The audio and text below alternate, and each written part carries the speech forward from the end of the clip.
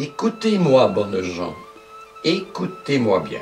Je vais vous raconter la véritable histoire des enfants perdus du village de Hamelin.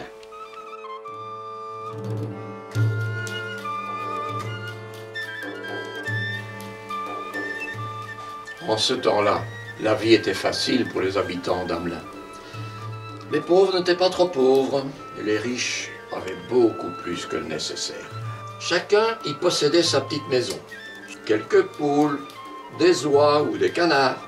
Les plus fortunés élevaient un cochon, des moutons ou même quelques vaches.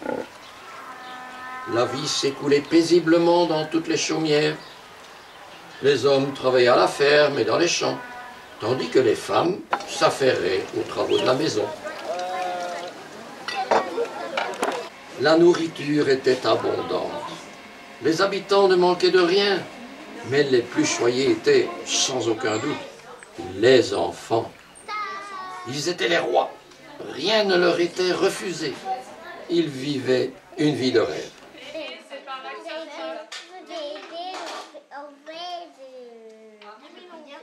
En cette veille de Noël, les habitants étaient en plein préparatif de la fête. Partout, on pouvait sentir les effluves de jambon ou de dinde tout juste sortis du four, et l'odeur sucrée des gâteaux, des bonbons et des biscuits joliment décorés. C'est alors qu'un horrible événement eut lieu.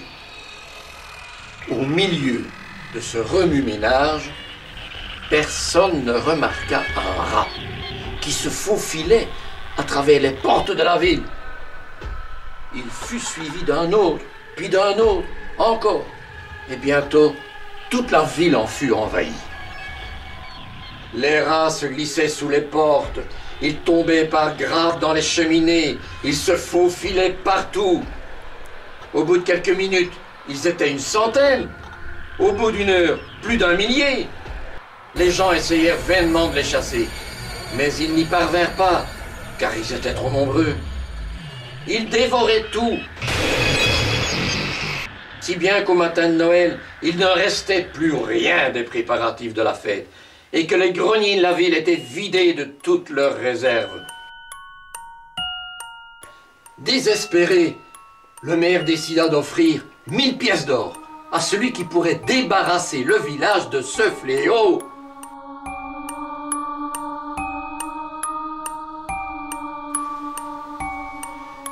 Le 4e jour, un étranger se présenta et demanda à voir le maire. Il s'adressa à lui en ces termes: « J'ai entendu dire que vous offriez 1000 pièces d'or à celui qui délivrerait la ville de ces rats. » Soulagé, le maire lui demanda qui il était et lui promit de lui donner la récompense s'il réussissait le pari.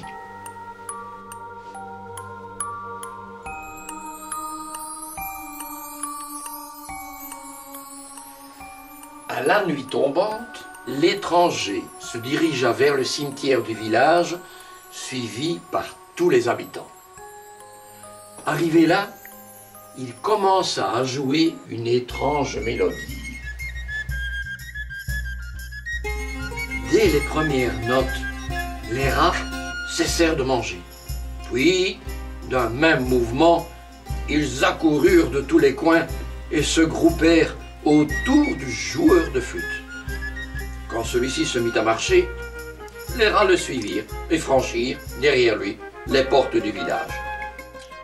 Lorsqu'ils atteignirent les bords de l'étang, l'homme s'arrêta de jouer, et les rats, emportés par leur élan, se précipitèrent dans l'eau, où ils se noyèrent tous, sans exception. Son travail accompli, le joueur de flûte alla trouver le maire pour lui réclamer son dû. « 1000 pièces, lui dit le maire, vous voulez rire? Je ne vais quand même pas vous donner 1000 pièces d'or, rien que pour avoir joué un petit air de flûte. C'est 50 pièces, ou rien du tout. » Alors, le joueur fixa froidement le maire et déclara: « Vous allez regretter votre avarice. » Et il s'en alla, sans prendre sa récompense. Les jours et les semaines passèrent, et la vie reprit son cours à Hamelin. Mais un matin, les habitants entendirent un son de flûte et comprirent que le joueur était revenu.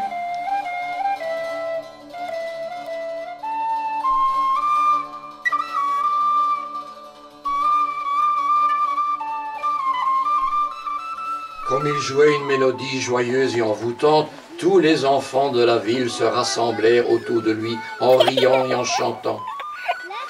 Et alors, sans la moindre crainte, ils suivirent l'étranger et sa musique ensorcelée.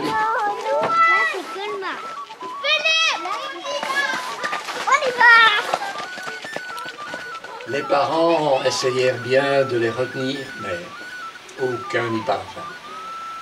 La joyeuse ribambelle franchit la porte du village et disparut derrière la colline. Depuis, plus jamais personne n'a revu les enfants. Certaines légendes disent qu'ils se sont noyés, comme les rats. D'autres racontent qu'ils sont heureux au pays de Cocagne, là où toutes les maisons sont faites de pain d'épices et de bonbons. Mais la vérité est tout autre. Le joueur de flûte, qui, comme vous vous en doutez, était un redoutable sorcier, a emmené les enfants dans un endroit bien étrange. Une fois arrivé là, il les a fait entrer les uns après les autres dans son antre. C'était une maison bizarre, faite d'une suite de pièces de plus en plus sombres et de plus en plus délabrées. Il y avait là toute une collection d'êtres humains, hommes, femmes et surtout enfants, immobiles, figés dans des attitudes inquiétantes. C'est alors que le sorcier reprit sa flûte magique et en tira une mélodie qui envoûta à nouveau ces petits prisonniers. Incapables de se défendre ou de se sauver, les enfants, les uns après les autres, furent transformés en poupées de porcelaine. Mais au lieu de garder leur joli visage d'enfants heureux, ils furent figés tels qu'ils étaient au moment de leur transformation. Certains gardant une expression d'étonnement ou de tristesse. D'autres paraissaient terrorisés ou complètement ahuris. Une fois son abominable besogne terminée, le sorcier installa ses petits personnages dans les décors qu'il avait créés tout exprès pour eux.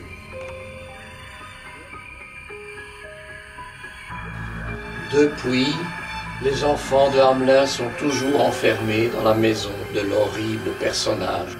Ils sont là, ensorcelés, comme au premier jour. Certains vieillissent et se dégradent, mais ils sont toujours bien vivants. Petits enfants, si un jour vous recevez une jolie poupée de porcelaine, demandez-vous si ce n'est pas un enfant de Hamelin qui a réussi à échapper aux sorciers. Sachez que s'ils sont toujours immobiles, ils vous entendent et vous voient. Prenez bien soin d'eux, parlez-leur. Peut-être qu'un jour, ils bougeront la tête et vous répondront. Mais surtout, petits enfants, jamais, au grand jamais ne suivez un inconnu. Méfiez-vous. Il va peut-être vous emmener dans son antre et vous changer, vous aussi, en poupée. Pour toujours.